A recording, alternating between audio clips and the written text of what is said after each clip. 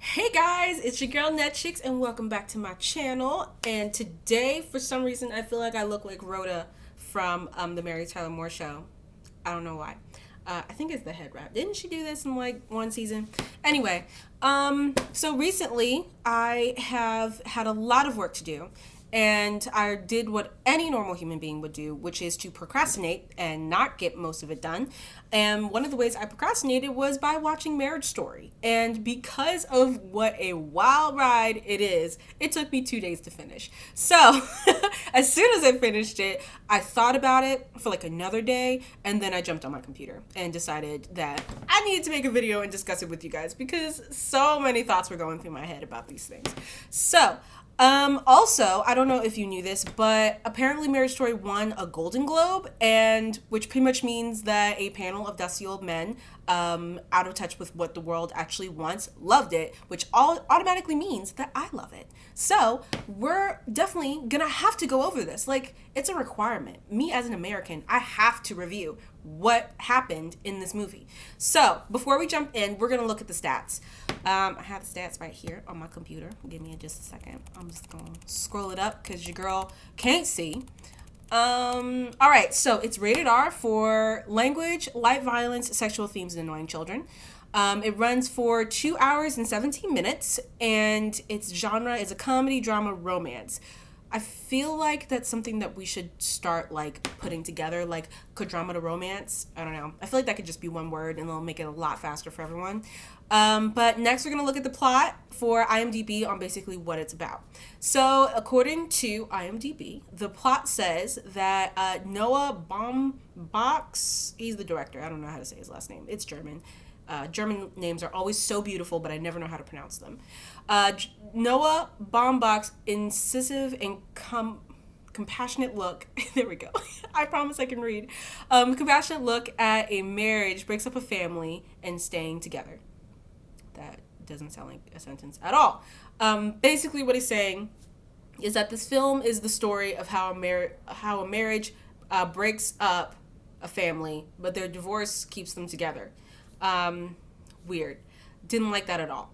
So, yeah, the first thing I'm definitely going to say is that this is the first Netflix original film that has made me cry, that didn't make me cry because it was awful. And if you've seen Netflix rendition of Full Metal Alchemist, you'll know what I'm talking about.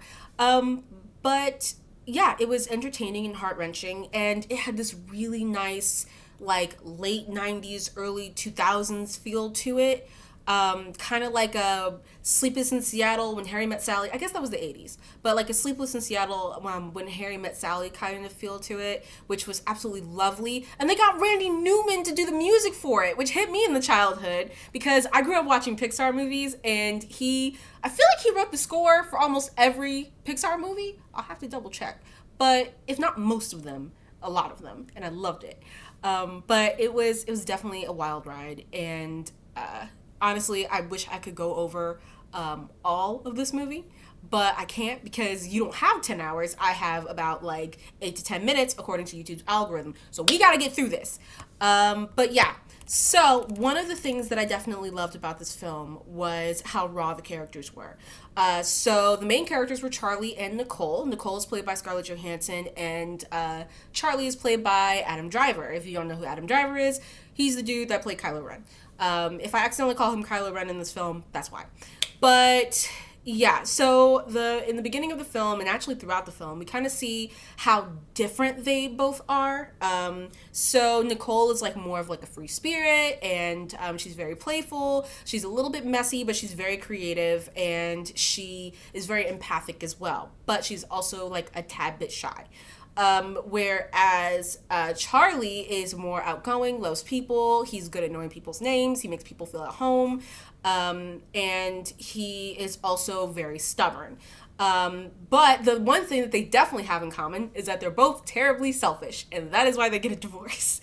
And that's not always the main reason that people get a divorce, but that's definitely their reason.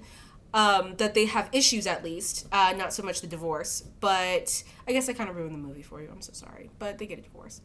But yeah, they also compensate for each other. So like that was kind of the thing that I loved about this movie, was that the director and the writers actually painted them as people. Because in a lot of divorce movies, like the only one that's coming to my head is Liar Liar, honestly, but it's just like one person is like the saint parent and the other person is like this evil witch that, like, oh my gosh, why did you even marry her in the first place? But when they give you context as to like why this person is acting out, it kind of makes sense, and it doesn't excuse what they did or the decisions that they made, which I'm not going to exactly, I'm trying to be as spoiler free as possible, guys. It's really hard. But it doesn't exactly explain why they got, well, it explains why they got a divorce and why it led to that point. But it goes over all the touching issues that they had during their, I believe, like 10 years of marriage, if I remember correctly. I'm not exactly sure. But yeah, and just the issues that they had, and like how easy it seems like they could have fixed all of their problems. And then another thing I really liked was that it was also transparent about how they were as parents. So one of the things that we also see as a movie trope in these types of films is like one person is like the saint of a parent and they do nothing wrong, and the other person is like a demon parent. And you can definitely see that with this movie, that they wanted to get away from that as possible, because that's not real life at all. So like in Charlie's case, we see that Charlie doesn't really like to play, and he doesn't really read a whole lot of books. He's more of like a quiet parent that wants to instruct and protect and feed. Like he's the nurturer, and he wants to do stuff like that. But even when it seems like he's kind of distant and doesn't really do the things that their son Henry wants, he at least is doing all the things that Henry needs. Like Charlie flies out to LA from New York, which is like thousands of dollars to fly out, if I remember correctly, assuming he even does economy, because he probably doesn't even do that. He probably does like the high-end seats. To do that, he's flying out constantly. He even lets his Broadway play fail because he needs to see his son, and because he has to get this divorce finalized, and he needs to get the money to do that. And you also see that, you know, he kind of isn't super faithful to his wife, which it was just like the one time. But, you know, one time's enough, I think. And it's kind of Nicole's decision to see if she's going to forgive him on that. And it's hard to, because it was an extremely selfish choice, and that was one of the issues that she had with him. And Nicole, on the other hand, she was having a lot of issues because she was like really playful with Charlie, but she also felt like she wasn't listened to, but she endured all of it. And I don't know, I really liked how all the characters were portrayed, except for Henry, which Henry was just kind of annoying. That's all I'm really gonna say on that. But basically, it lets you know that the I guess like the moral of the story, which we don't really get a lot with movies of this quality. Like the moral of the story, especially with the ending that it gave us, was that you can still love someone and not be with them. And it also shows the importance of proper communication, not just communication to hurt someone, but communication to communicate.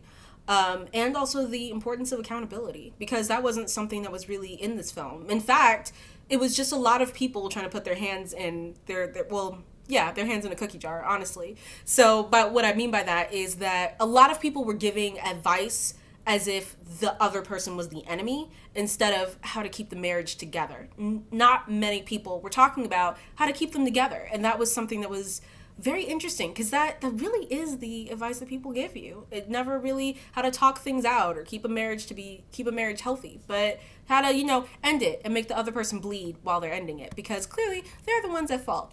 But yeah, so I guess you're probably wondering, is this movie worth a watch? I think it is. I think you definitely need to watch it at least once, and then if you buy it on tape, burn it and never watch it again, because this movie is so beautiful and devastating. It's sort of like, I don't know, it's sort of like seeing two swans in a battle. It's like, it's beautiful, but like, stop it. I don't know. It definitely takes a look at real life marriages and the issues that real life marriages have.